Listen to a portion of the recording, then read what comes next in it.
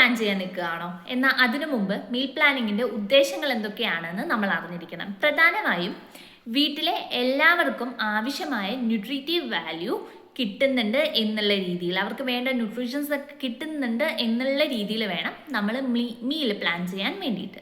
ഇത് ഒരുപാട് സമയലാഭം ഉണ്ടാക്കുന്ന കാര്യമാണ്. ഒരു ദിവസത്തെ മീൽ മൊത്തം അല്ലെങ്കിൽ ഒരാഴ്ചക്കുള്ള മീൽ മൊത്തം നമ്മൾ പ്ലാൻ ചെയ്ത് കഴിഞ്ഞാൽ അതിനനുസരിച്ചുള്ള ഗ്രോസറീസും കാര്യങ്ങളും മേടിക്കാം. നേരത്തെ പ്ലാൻ ചെയ്ത് സെറ്റ് ചെയ്യുന്നത് കൊണ്ട് തന്നെ ഒരുപാട് സമയലാഭം കിട്ടും മീൽ പ്ലാനിങ്ങിൻ്റെ ഫലമായിട്ട്. പക്ഷെ പ്രധാനമായിട്ടും അവിടെ നമ്മൾ കൊടുക്കേണ്ട ഇമ്പോർട്ടൻസ് എന്താണെന്ന് വെച്ചാൽ, വീട്ടിലെ ഓരോ വ്യത്യസ്ത വയസ്സിലുള്ള ആളുകളായിരിക്കും വീട്ടിലുണ്ടാവുന്നത്. ആ ഓരോ പ്രായത്തിനനുസരിച്ച് അവർക്ക് ആവശ്യമായിട്ടുള്ള ന്യൂട്രീറ്റീവ് വാല്യൂ നമ്മുടെ ഫുഡിൽ നിന്നും കിട്ടുന്നുണ്ടെന്ന് ഉറപ്പ് വരുത്തിയിട്ട് വേണം മീൽ പ്ലാൻ ചെയ്യാൻ വേണ്ടി. അതുപോലെ തന്നെ ആ ഒരു സീസണിൽ അവൈലബിൾ ആയിട്ടുള്ള ഫ്രൂട്ട്സ്, വെജിറ്റബിൾസ് എന്നിവ വെച്ചിട്ട് വേണം മീൽ പ്ലാൻ ചെയ്യാൻ. അല്ലെങ്കിൽ അൺഅവൈലബിൾ ആയിട്ടുള്ള സാധനങ്ങൾ വെച്ചിട്ട് പ്ലാൻ ചെയ്ത് കഴിഞ്ഞാൽ നിങ്ങൾക്ക് അതിൻ്റെ അവൈലബിലിറ്റി കിട്ടാതെ വരുമ്പോൾ നിങ്ങളുടെ മീൽ പ്ലാൻസിൽ ചേഞ്ചസ് വരുത്തേണ്ടി വരും. അത് വീണ്ടും നിങ്ങൾക്ക് സമയനഷ്ടം ഉണ്ടാക്കും.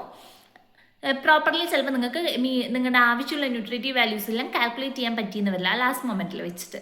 അതുപോലെ ഓരോ റീജിയൻ ടൈപ്പ്, നിങ്ങളുടെ റീജിയനിലെ ഏറ്റവും കോമൺ ആയിട്ടും അവൈലബിൾ ആയിട്ടുള്ള സാധനങ്ങൾ വെച്ചിട്ട് വേണം പ്ലാൻ ചെയ്യാൻ.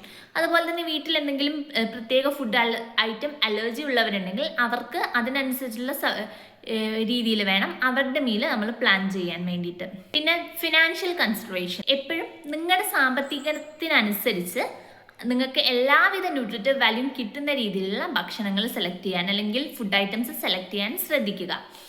നിങ്ങളുടെ ഫിനാൻഷ്യൽ ലെവൽസ് എപ്പോഴും മനസ്സിൽ വെച്ച്, അല്ലെങ്കിൽ നിങ്ങളുടെ സാമ്പത്തികത്തിന് ഉതകുന്ന രീതിയിൽ വേണം നമ്മൾ എപ്പോഴും മീൽ പ്ലാൻ ചെയ്യാൻ വേണ്ടിയിട്ട്.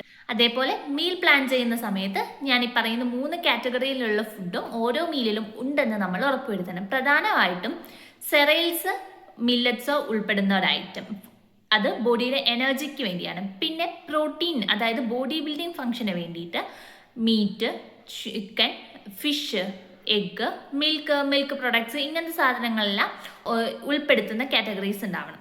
പിന്നീട് വരുന്നത് ആവശ്യത്തിന് വെജിറ്റബിൾസും ഫ്രൂട്ട്സും ഉൾപ്പെടുത്തണം. Green leafy vegetables, other vegetables, fruits, ഇതൊക്കെ സീസണലി അവൈലബിൾ ആവുന്ന ഐറ്റംസ് ആഡ് ചെയ്ത് വേണം ആ ദിവസത്തെ മീൽ പ്ലാൻ ചെയ്യാൻ വേണ്ടി, അല്ലെങ്കിൽ ആ ഒരാഴ്ചയിലെ മീൽ പ്ലാൻ ചെയ്യാൻ വേണ്ടിയിട്ട്.